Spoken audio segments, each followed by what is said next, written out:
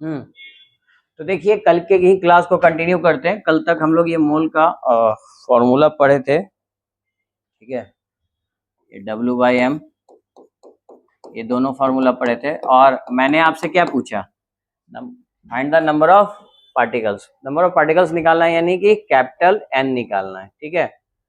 और यहाँ पे आपको मास दिया हुआ है कितना, 1 ग्राम। तो आप वैल्यू पुट कर लो। आप एक काम करो, N इक्वल टू क्या पड़े हो, W/M। Left hand side equal है, right hand side also equal, N/Na। हमको क्या निकालना है, यही W दिया हुआ है, हमें निकालना है ये N। तो N निकालना है तो क्या करोगे, Na को इधर भेज दो, W/M I इंटू Na।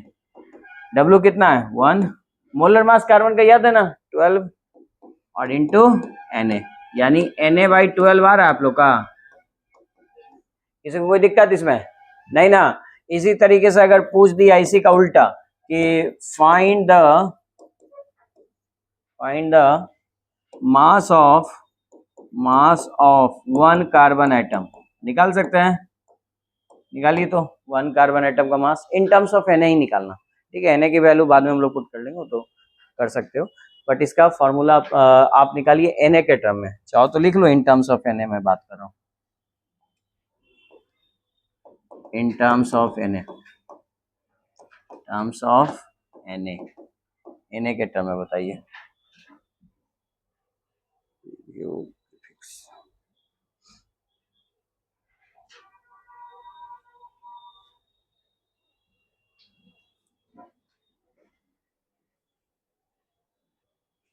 देखो इसको डायरेक्ट भी बना सकते हो, बाकी मोल निकाल के भी बना सकते हो। देखो यहाँ पे क्या दिया हुआ है, किसकी वैल्यू दिया हुआ है, 1 कार्बन एटम। इसका मतलब नंबर ऑफ पार्टिकल्स यानी नंबर ऑफ एटम्स कितने हैं 1, और नंबर ऑफ पार्टिकल्स को किससे डिनोट करते हैं, कैपिटल N से। और हमसे पूछा क्या है, मास पूछा है। मास तो हम बाद में निकालेंगे।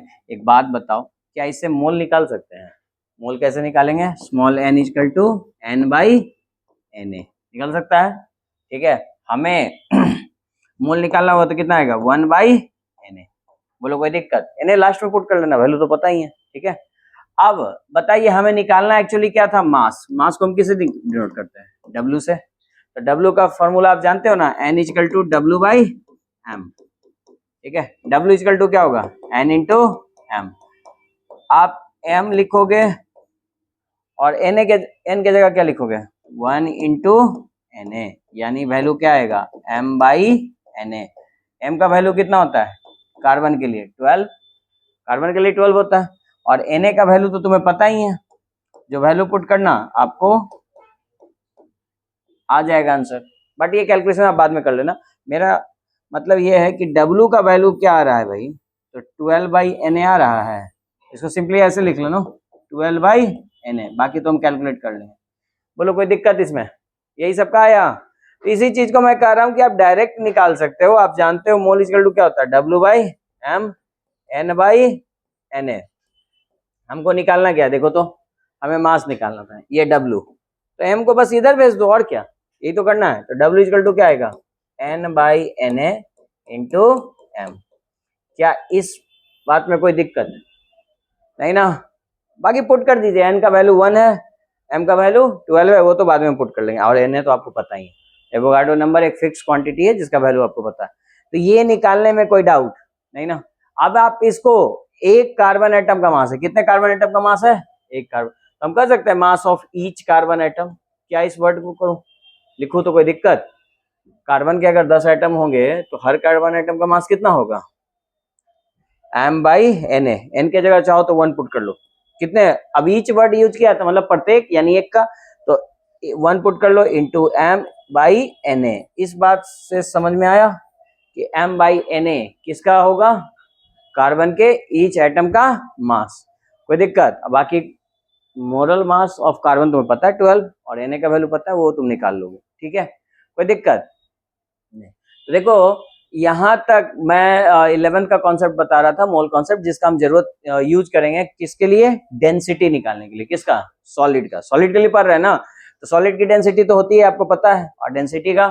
तो नेक्स्ट टॉपिक जो आपका है लिखिए, हाँ बोलिए।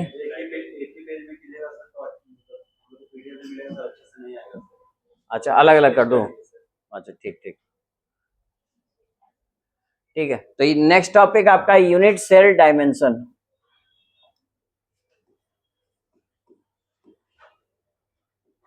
Unit cell dimension.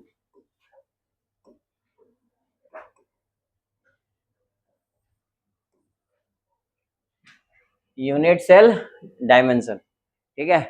Unit cell dimension मतलब आपका उसका डायमेंशन यानी डेंसिटी निकालना है। और यहाँ पे एक क्यूब शेप में होता है ना, तो डेंसिटी इक्वल टू फॉर्मूला क्या होता है बताइए, आपको पता ही है, मास बाई वॉल्यूम, है ना, मास बाई वॉल्यूम। और एक बात बताओ, मास बाई वॉल्यूम, और आपको ये भी पता है कि वॉल्यूम ऑफ, क्योंकि यूनिट सेल के लिए बात कर रहे हैं, यूनिट सेल का शेप कैसा होता है जी, इधर चाहो तो शॉर्ट में बना लो, क्यूब शेप का। और क्यूब शेप में हमने एज लेंथ बात किया है, कितना होगा, एज लेंथ है, तो इसका वॉल्यूम क्या आएगा, वॉल्यूम तो आपको पता चल गया, बताइए वॉल्यूम क्या होगा, वॉल्यूम ऑफ यूनिट सेल, क्योंकि यूनिट सेल क्या ही निकाल रहे हैं, वॉल्यूम ऑफ यूनिट सेल क्या आ जाएगा जी, ए क्यू। बोलो कोई दिक्कत, भी से इसको डिनोट कर लेना, V equal to a cube. Volume तो पता चल गया, हमको मास निकालना है, ठीक है, तो हम मास निकालते हैं। किसका मास निकालना है, यूनिट सेल का। तो बताओ मास ऑफ यूनिट सेल क्या लिखोगे definition, mass of unit cell. पहले एक तो बताओ मास किसका, इस यूनिट सेल में जितने एटम्स प्रेजेंट होंगे उनका मास। भाई सिंपल क्यूबिक में एक एटम होते हैं, है ना, बीसीसी में 2 एटम होते हैं और एफसीसी में 4 होते हैं, तो उनका मास होगा, मतलब जितने एटम्स प्रेजेंट है और प्रत्येक एटम का मास को उसमें मल्टीप्लाई कर दो, ठीक है, तो आपको टोटल मास निकल जाएगा। तो क्या लिखोगे, पहले लिखोगे नंबर ऑफ एटम्स, जितने एटम्स की संख्या है, इनटू, साथ में क्या किससे मल्टीप्लाई करोगे उसमें, मास ऑफ ईच एटम, है ना, प्रत्येक एटम का मास से मल्टीप्लाई करेंगे, तो लिख लीजिए मास ऑफ ईच एटम।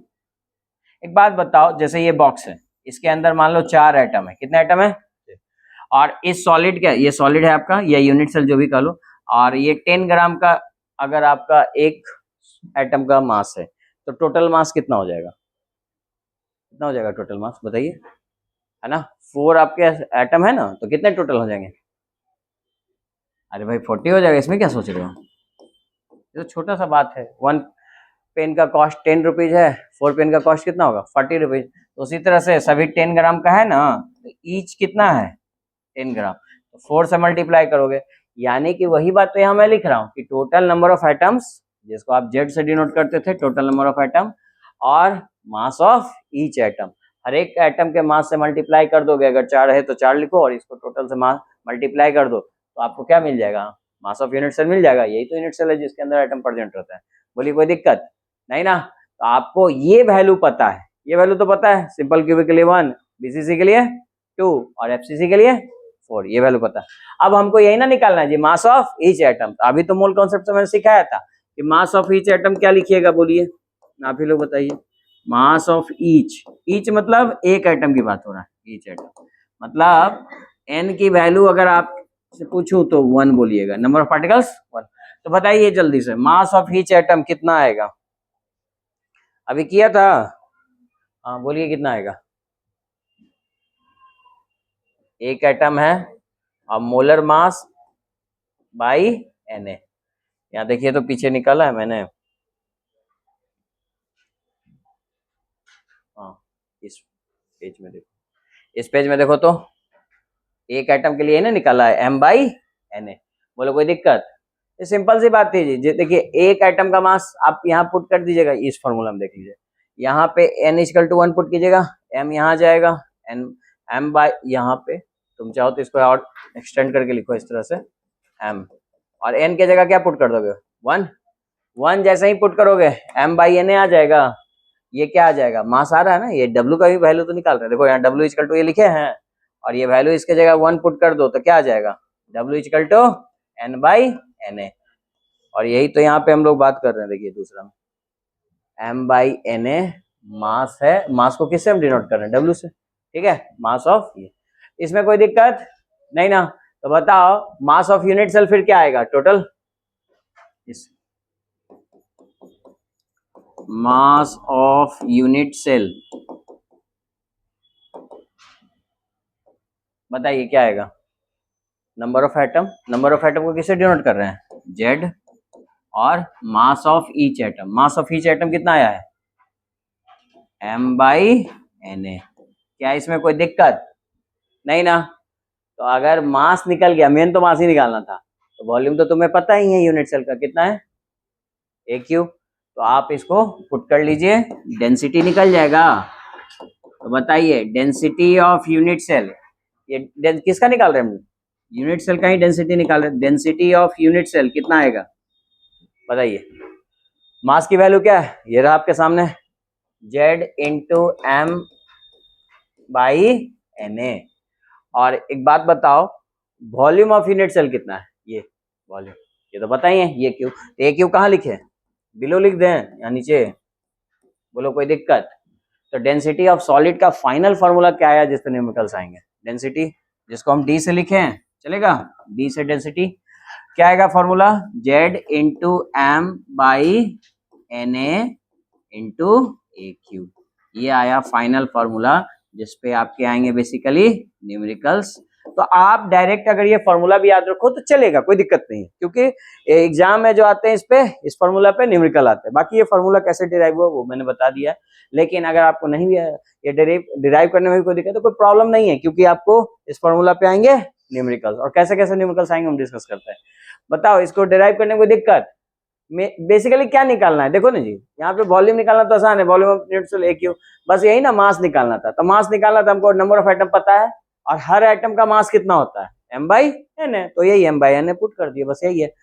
तो बताइए हर टर्म किसको रिप्रेजेंट कर रहा है, चाहो तो ये लिख लो, वेयर जेड किसको रिप्रेजेंट कर रहा है, आप ही बताइए, बोलो तब ना सीखोगे, नंबर ऑफ एटम, और m किसको रिप्रेजेंट कर रहा है, मोलर मास, मास नहीं मोलर मास, मास को कौन रिप्रेजेंट करता है, W से, ये मोलर मास ऑफ एलिमेंट या कंपाउंड जो भी रहेगा वो, और एन क्या है, एवोगाड्रो नंबर जिसका वैल्यू तुमको पता है, और ए क्यू, ए क्या है, ए आपका एज लेंथ है, एज लेंथ, मिल गया सब वैल्यू, और एन का वैल्यू तो आप लोगों को पता ही है, लिखने की मुझे जरूरत नहीं, ठीक है, तो इतना राइट डाउन कर लीजिए पहले इस फॉर्मूला को, फिर इसको बताते हैं न्यूमेरिकल्स कैसे आते हैं, जिसको आप इंपॉर्टेंस बोल सकते हो, इंपॉर्टेंस ऑफ दिस फॉर्मूला, तो एप्लीकेशन करके लिख लो यार, क्या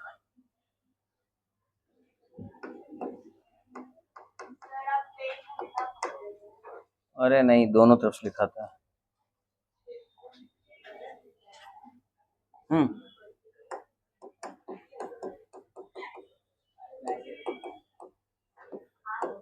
एप्लीकेशन लिखिए, एप्लीकेशन पहला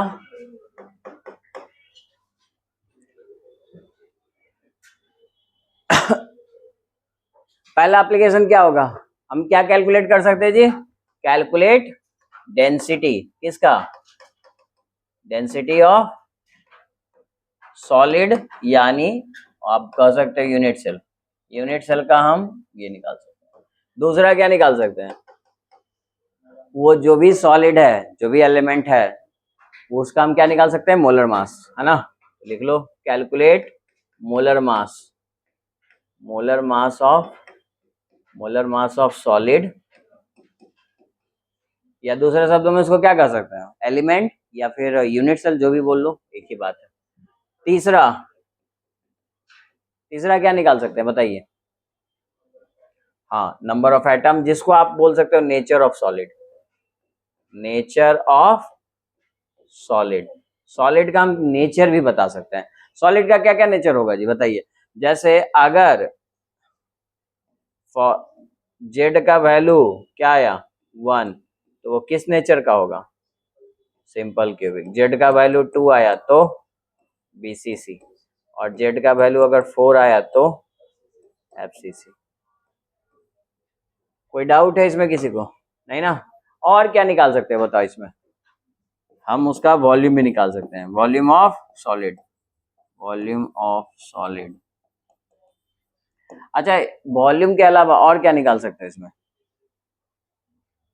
as length, volume and edge length also, and edge length also, edge length भी हम कैलकुलेट कर सकते हैं। चलिए कुछ क्वेश्चंस बनाते हैं। मैं क्वेश्चन दे रहा हूँ, जरा इसको ट्राई करो तुम लोग, ठीक है।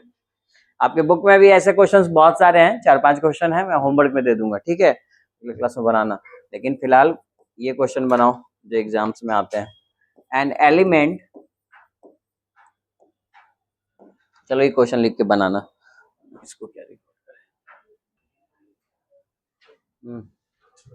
देखिए, इस क्वेश्चन में मोलर मास हमें दिया हुआ था, कैपिटल एम लिख लिया, और एज लेंथ भी दिया हुआ है इतना पिकोमीटर, पिको को मैंने 10⁻⁻12 मीटर लिख दिया, और ए क्यू किया तो इसका भी क्यू कर दिया, ये 3 टाइम्स लिख दिया, और 10⁻12 में 3 क्यू कीजिएगा, मल्टीप्लाई होके 10⁻36 हो जाएगा, ठीक है।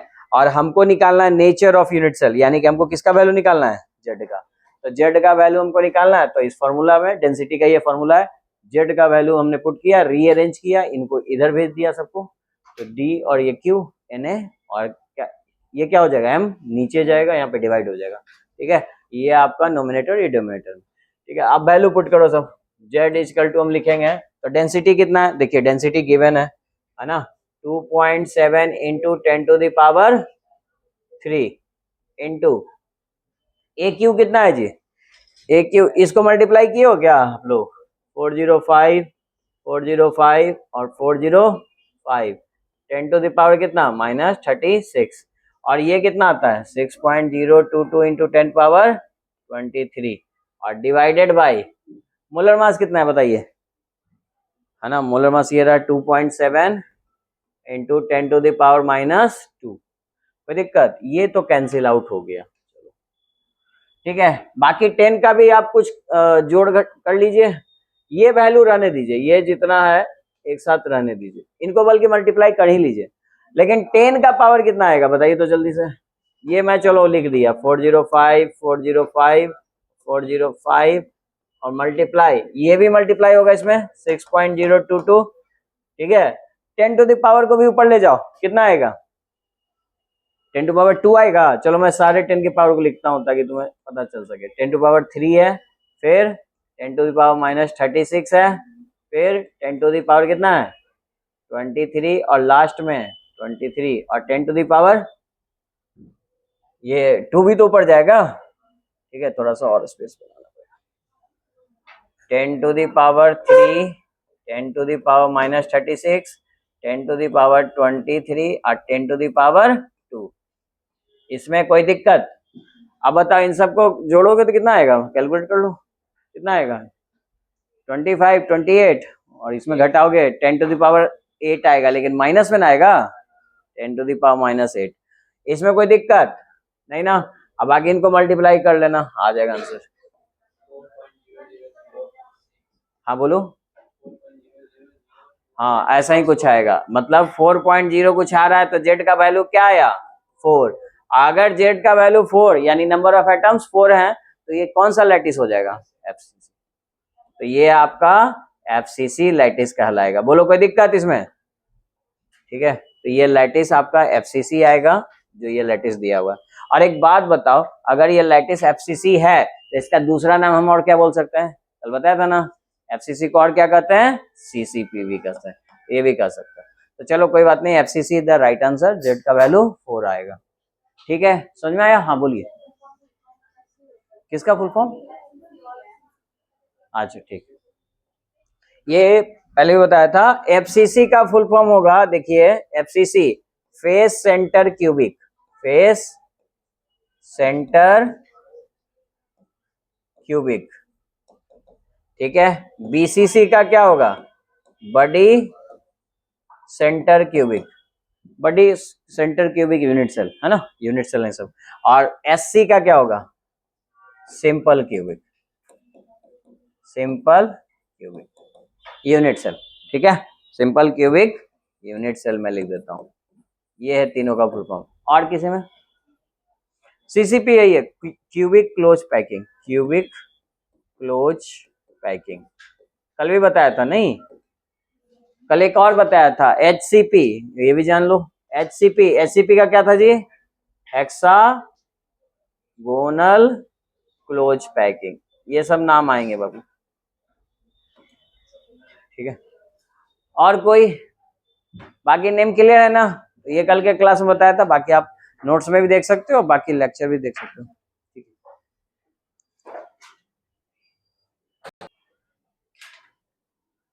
सिंपल सा क्वेश्चन है, आपको मोलर मास तो दिया हुआ है, यानी कि कैपिटल एम तो पता है 100 ग्राम, ठीक है। और क्या दिया हुआ जी, और आगे पढ़ो पता चल जाएगा। बीसीसी, इससे क्या पता चला कि भाई लैटिस जो है यूनिट सेल आपका बीसीसी है, इससे हम पता कर सकते हैं नंबर ऑफ एटम, कितने नंबर ऑफ एटम होंगे, जेड का वैल्यू, जेड से डिनोट करते हैं नंबर ऑफ एटम को, कितना हो जाएगा 2, ये तो कल ही लिखा है बीसीसी। आगे पढ़िए, यूनिट सेल का एज लेंथ दिया हुआ है, एज लेंथ यानी ए का वैल्यू है 400 पिकोमीटर, तो पिकोमीटर को मीटर बदलेंगे कितना आएगा 400 इंटू 10⁻⁻12 मीटर। अब यहीं से तुम इसको क्यू में बदल लो, क्योंकि हमको वॉल्यूम में क्यू चाहिए, तो एक क्यू करेंगे तो आ जाएगा, ये तो आसान है, देखो 400 इंटू 10⁻⁻12 का क्यू। अब एक बात बताओ, 4 का क्यू कितना होगा 64, और अगर ये 10 जीरो है उसका क्यू करोगे कितना आ जाएगा, चाहे इसको ऐसे भी लिख सकते हो ना, तो हम और इजी कर देते हैं आप लोगों के लिए, इसको ये 4 इंटू 10⁻2 और 10⁻⁻12 ऐसे लिख सकते हो, यस या नो, ठीक, लिख सकते हैं ना 100 को ऐसे। और बताओ ये दोनों को जब कैलकुलेट करोगे तो कितना आएगा 4 इंटू 10⁻10, क्या ये कैलकुलेशन कोई दिक्कत किसी को? सिंपल बात है, ये 2 जीरो थे, इसको 10⁻2 लिख दिया मैंने, यहाँ पे घटा दिया इन दोनों को, चूंकि ये प्लस में और ये माइनस में, तो ये इसका जब क्यू कीजिएगा तो कितना आ जाएगा 64 इंटू 10⁻30, ये आ रहा है सबका ए क्यू का वैल्यू, बताइए कोई दिक्कत किसी को इसमें? और यूनिट तो आपको पता ही है, यूनिट क्या लिखेगा मीटर, तो ये आ गया मेरा ए क्यू का वैल्यू, तो जो हमको चाहिए हम लिख लेते हैं। फिर कैलकुलेट क्या करना है हमको, डेंसिटी, तो डेंसिटी का फॉर्मूला आप पढ़े हो, डेंसिटी निकालना था, डेंसिटी इक्वल टू क्या पढ़े हो बताओ, जेड, जेड मतलब नंबर ऑफ एटम, बोलते रहो ताकि याद रहे, और कैपिटल एम मतलब उस एलिमेंट का मोलर मास, उसके बाद क्या लिखे हो ए क्यू, हाँ ए क्यू या एन ए आगे पीछे कर सकते हो, ठीक है, क्योंकि दोनों एक चीज। चलिए वैल्यू पुट करें, बताइए जेड की वैल्यू कितनी 2, बीसीसी लैटिस के लिए 2 होता है, मोलर मास कितना, मोलर मास दिया तो जी 100, ठीक है 100, और ये 2 है, जेड नहीं है ना, कंफ्यूज मत होना, ये 2 है 2। उसके बाद ए क्यू का वैल्यू ये रहा 64 इंटू 10⁻⁻3, और आगे क्या आएगा एन ए का वैल्यू पता है ना 6.022 इंटू 10 टू पावर, ये 30 है बाबू, हाँ 30, ये 23, तो अब कैलकुलेट हो जाएगा, ऊपर कितना, इसको काटो ना, ये कितना हो जाएगा 32, और ऊपर तो 100 रहने दो, नीचे क्या आएगा 32 मल्टीप्लाई ये वैल्यू, और ये 10 का पावर, इन दोनों को कैलकुलेट कीजिए तो कितना आ जाएगा 10 टू द पावर, बोलो, देखो एक माइनस में है और एक प्लस में है, तो क्या हो जाएगा, अच्छा ये तो पता है ना कि जब बेस सेम हो, दोनों का बेस क्या है 10, तो पावर ऐड होते हैं, तो ऐड कीजिए जरा, तो -30 और 23 को ऐड कीजिएगा कितना आएगा -7, यानी 10 टू द पावर कितना हो जाएगा -7, इसको ऊपर ले जाओ तो क्या आएगा बताओ, 10 टू द पावर +7 है ना, तो ये 10 to the power 2 into 10 to the power, sorry 9 क्यों डायरेक्ट नहीं लिखो, एक एक करके लिखते हैं, तो 7 आएगा 10 टू द पावर 7, और इन दोनों को आप मल्टीप्लाई कर लेना, इन दोनों को मल्टीप्लाई करके, क्योंकि डिवाइड करना ही पड़ेगा, तो इन दोनों को आप मल्टीप्लाई करोगे तो कितना आ रहा है वैल्यू जी, आप लोग क्यों हो, ठीक। अच्छा ऊपर क्या लिखोगे बोलो, इन दोनों को मल्टीप्लाई करो तो पहले कितना आ रहा है बताओ, किसका आया, चलिए जल्दी से मल्टीप्लाई कीजिए और बताइए, तो बताते नहीं हो जी आप लोग, मल्टीप्लिकेशन ही तो करना है, कीजिए जल्दी से, हाँ 5 पॉइंट, तो देखिए ये सब वैल्यू आप पुट कर लीजिएगा, और 10 का पावर कैलकुलेट कर लीजिएगा, ये आएगा 5.88 समथिंग, हाँ 18 आएगा 5.18 10 टू द पावर 6, ठीक है, ये किसकी वैल्यू आ गई, डेंसिटी, ठीक है, इतना डेंसिटी। और यूनिट क्या लिखोगे, ग्राम लिखोगे कि ग्राम में ही तो निकाल रहे हो। बताइए इसमें कोई डाउट किसी को, एक क्वेश्चन करने में, सबका बन गया, ठीक है। तो इस तरह के क्वेश्चंस आपके बुक में भी हैं, एनसीईआरटी बुक में भी एक क्वेश्चन मैं देता हूं, यहां तक लिख चुके सब, ठीक है। तो देखो एनसीईआरटी में भी है, डेंसिटी पे क्वेश्चन बहुत ज्यादा आते हैं एग्जाम में निकालने के लिए, तो आप ये जरा क्वेश्चन लिखिए, 11 नंबर आपके एनसीईआरटी बुक का ही। सुनिए, सिल्वर क्रिस्टल इन एफसीसी, पूरा बात मत लिखो, सिल्वर यानी एजी है और इसका लैटिस क्या है, एफसीसी। अगर एफसीसी लैटिस बोला तो इस इंफॉर्मेशन से आप कौन सा डाटा पता कर सकते हो, बताओ, number of atom, number of atom कितने हो जाएंगे बताइए, 4 ना, एफसीसी के लिए क्या हो जाता है 4, ठीक। आगे पढ़िए, if the edge length, edge length दिया हुआ है, एज लेंथ दिया हुआ है आपका 4.07 into 10 to the power -8 centimetre, इतना सेंटीमीटर दिया है, किसी को दिक्कत इसमें नहीं ना, तो इतना सेंटीमीटर क्या दिया हुआ है, एज लेंथ, जो गिवन डाटा मैं डायरेक्ट लिख रहा हूं। एंड डेंसिटी, डेंसिटी भी आपको दिया हुआ है, डेंसिटी है आपका 10.5 ग्राम सेंटीमीटर क्यूब, यूनिट भी सेम है, अच्छी बात है। Calculate the mass of silver, ये सिल्वर का ना आपको मास निकालना है, यानी मोलर मास ऑफ सिल्वर निकाल सकते हो।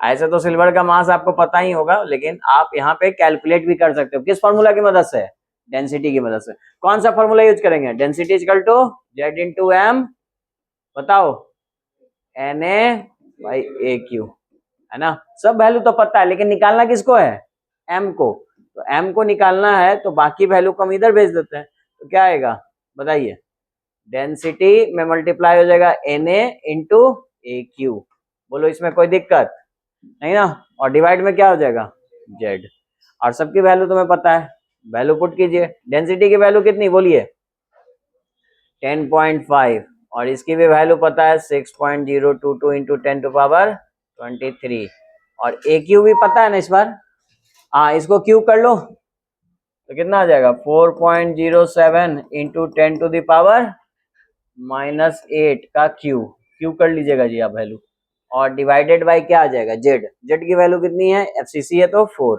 तो इससे आप एम का वैल्यू निकल जाएगा, कैलकुलेट करके फाइनल कैलकुलेट करके बताइए क्या आएगा आंसर, समझ में आ गया ना क्वेश्चन। तो इसी तरह के ना क्वेश्चंस और भी हैं बुक में, आपको होमवर्क में दे देंगे, फिलहाल ये बनाइए, दे देंगे हम नाम का, कराना तो हमको। चलो देखो क्वेश्चन नंबर 24, मैं क्वेश्चन पढ़ रहा हूं, देखो सिंपल सी बात है, एल्युमिनियम का क्रिस्टल है, किसका है, एल्युमिनियम का, और बोला है कि ये कौन सा पैकिंग है, cubic close packing, cubic close packing, इससे आप पहचान रहे हो ये कौन सा यूनिट सेल है, बताओ, cubic close packing cell, hint दिया ना, बताइए कौन सा है, इसकी जरूरत पड़ेगी, एफसीसी है, अगर एफसीसी है तो इसके लिए नंबर ऑफ एटम बता सकते हो, इस क्वेश्चन का तो आंसर मैंने बता दिया 106.5 है, हाँ ये एफसीसी है तो नंबर ऑफ एटम कितने होंगे बताओ, 4 होंगे, कोई दिक्कत, इसीलिए मैंने बोला सीसीपी नाम भी ध्यान में रखिएगा, सीसीपी एफसीसी को ही कहते हैं। खैर, और बोला है कि इसका ना रेडियस दिया हुआ जी, रेडियस कितना है, अच्छा इसकी तो जरूरत नहीं पड़ेगी हालांकि, खैर इसका रेडियस दिया हुआ है, रेडियस दिया है 125 पिकोमीटर, पिकोमीटर में रहने दीजिए, ठीक है। तो आपको बोला कि फाइंड द एज लेंथ, इसका फर्स्ट पार्ट क्या बोला है, फर्स्ट पार्ट मैं निकालता हूं, सेकंड पार्ट आप निकाल के लाना, फाइंड द एज लेंथ, क्या निकाल सकते हैं, सिर्फ मुझे ये बताइए कौन सा फॉर्मूला से एज लेंथ निकालेंगे, ये मेरा सवाल है। हाँ आप कैसे पहचाने, इससे, क्योंकि नेचर कैसा है एफसीसी, और एफसीसी का हमने पढ़ा है ना जी, रिलेशन बिटवीन आर और ए में, कल ही तो रेडियस बताया था, बताइए एफसीसी का रेडियस क्या होता है, √3a/4, यही था ना। अब बताइए आपको निकालना क्या है, ए, तो आप क्या करोगे 4r/√3 नहीं कर दीजिएगा, और सब वैल्यू पता है आपको, 4, रेडियस कितना, ये रहा 125, और √3 का वैल्यू कितना 1.732। क्या कैलकुलेट हो जाएगा? जो वैल्यू आएगा उसका यूनिट किस में लिखोगे? किस में लिखेंगे? क्योंकि हम लोग मीटर में चेंज नहीं किया, रहने दो। किस में है? पिकोमीटर। तो यहाँ भी पिकोमीटर आ जाएगा। बन जाएगा ये क्वेश्चन? बोलो कोई दिक्कत? ठीक है, तो आप रेडी समझ गए। चलिए होमवर्क लिखिए, एनसीईआरटी बुक से करके लाइएगा। आप ही लोग ना बोलेंगे हम करके लाएंगे क्वेश्चन। पीडीएफ डाउनलोड कर लेना।